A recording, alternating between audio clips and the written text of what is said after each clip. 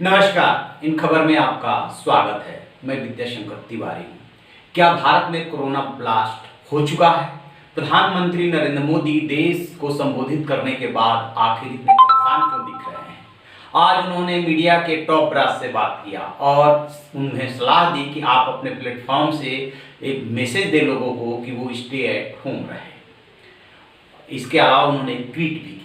Tweet में उन्होंने साफ साफ राज्यों से कहा है, अनुरोध किया है कि वो लॉकडाउन को सख्ती से लागू करें, क्योंकि देश भर में जहाँ तहाँ से जो तस्वीरें आ रही है उसमें दिख रहा है कि अभी भी लोग कलेक्टिव होकर के, इकट्ठा होकर के चल रहे हैं। यहाँ तक कि जब थाली घंटा घड़ियाल बजाना था तब भी कई जगहों पे लोगों ने ऐसा ही किया, जबकि अपने अपने घर की बालकनी में जा कर के ऐसा करना था। इसके पीछे की वजह ये है कि जो कोरोना का सिम्टम्स है वो 1 हफ्ते से 2 हफ्ते के भीतर पता चलता है। भारत 3rd स्टेज के मुहाने पे खड़ा है। पहला स्टेज, दूसरा स्टेज, तीसरा स्टेज क्या होता है इसको समझिए। पहले स्टेज में ये होता है कि जैसे कोई विदेश गया, वहां से संक्रमित होकर के आया। दूसरा स्टेज कि वो आया, अपने मिलने जुलने वाले रिश्तेदारों में बांटा। तो इन दोनों स्टेज में ये पता रहता है कि किससे किससे मिले और क्या हुआ। तीसरा स्टेज होता है कि जब लोकल लोगों में चला गया और वो लोकल से लोकल में ट्रांसफर होने लगा, तब ये भी नहीं पता होता है कि कौन संक्रमित है और उसने कितने लोगों को बांटा, जैसा कि गायिका ने किया था। तो ऐसे ही ये तीसरे स्टेज की तरफ जाने की बात है। इसको लेकर के देश और प्रधानमंत्री नरेंद्र मोदी को चूंकि एक रिपोर्ट मिल रही है, इसलिए वो परेशान है।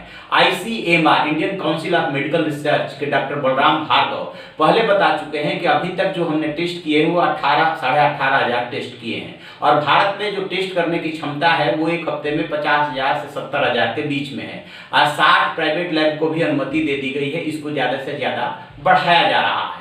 तो कल इसको लेकर के एक रिपोर्ट आ रही है और उस रिपोर्ट से ये पता चलने वाला है कि भारत वाकई में जो कोरोना ब्लास्ट होने वाला है उसके मुहाने पे खड़ा है या उससे आगे निकल चुका है। इसको लेकर के प्रधानमंत्री नरेंद्र मोदी परेशान है। और आपको बताएं कि जब चाइना में ये फैला, उसके बाद जिस तरीके से इटली और ईरान में ये गया, तो वहाँ पे शुरू में लापरवाही हुई, खास तौर से इटली में। उन्होंने पहले जो पहला हफ्ता था, दूसरा हफ्ता था, उस पर उतना ध्यान नहीं दिया। तीसरे हफ्ते में भी ध्यान नहीं दिया। इसका नतीजा ये हुआ कि चौथे और 5वें हफ्ते में इतना ज़्यादा हो गया कि इटली में तो 5,500 लोगों की डेथ हो चुकी है। 53,000 से ज़्यादा लोग संक्रमित है। इटली के प्रधानमंत्री देश से जब बात कर रहे हैं तो वो रो रहे हैं कि मैं अपने लोगों की मौत नहीं रोक सकता।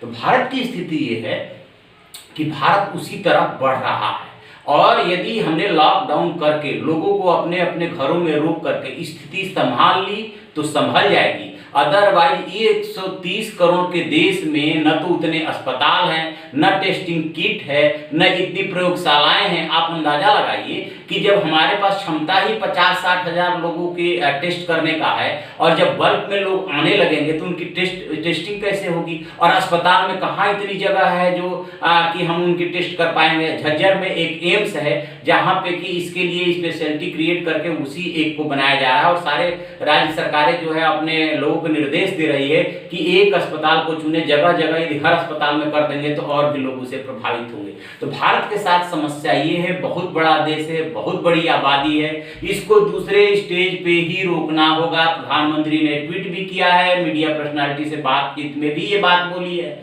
और लोग हैं कि समझ ही नहीं रहे हैं। संभवतः ICMR की कल जो रिपोर्ट आने जा रही है उससे जो है चीजें क्लियर हो जाएंगी, बट वो तो बाद में होती रहेंगी। हमारी और आपकी जिम्मेदारी है कि अपने को घरों में कैद कर लें। जब तक बहुत जरूरी चीज की खरीदारी न करनी हो तब तक बाहर न निकले, अदरवाइज संभालना मुश्किल हो जाएगा। इसीलिए कहा जा रहा है कि भारत में कोरोना ब्लास्ट होने वाला है। तो आप ऐसी खबरों के लिए देखते रहिए हमारा डिजिटल चैनल इन खबर। इन खबर चैनल को सब्सक्राइब करें और बेल आइकन दबाना ना भूलें।